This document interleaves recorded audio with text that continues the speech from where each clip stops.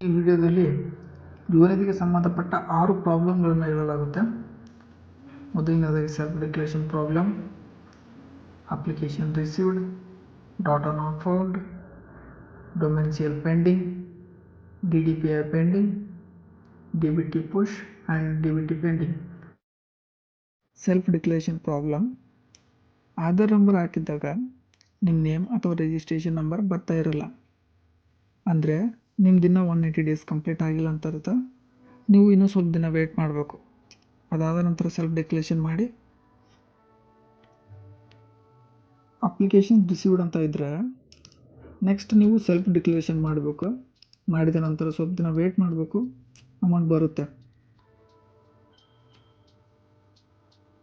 Self declaration ಮಾಡಿದ್ರೂ payment status ಎಂಟಿ ಆಗಿದ್ದರೆ ನೀವು ಸ್ವಲ್ಪ ದಿನ ವೇಟ್ ಮಾಡಬೇಕು.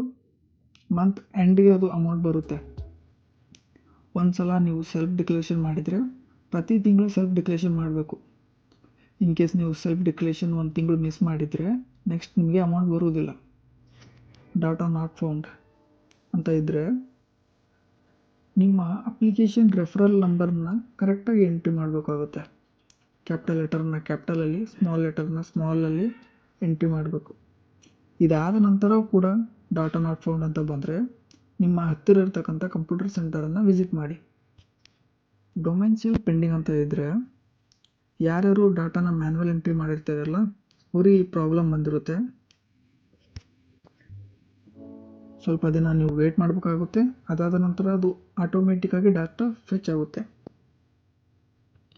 ಇನ್ನು DDPI ಪೆಂಡಿಂಗ್ ಅಂತ ಇದ್ದರೆ ನೀವು ಓದಿದ PU ಕಾಲೇಜ್ ಯಾವ DDPI ಆಫೀಸರ್ ಅಂಡರ್ ಬರುತ್ತೆ ಎಂದು ನೋಡಿ ಅವರನ್ನು ಭೇಟಿ ಆಗಬೇಕಾಗುತ್ತೆ.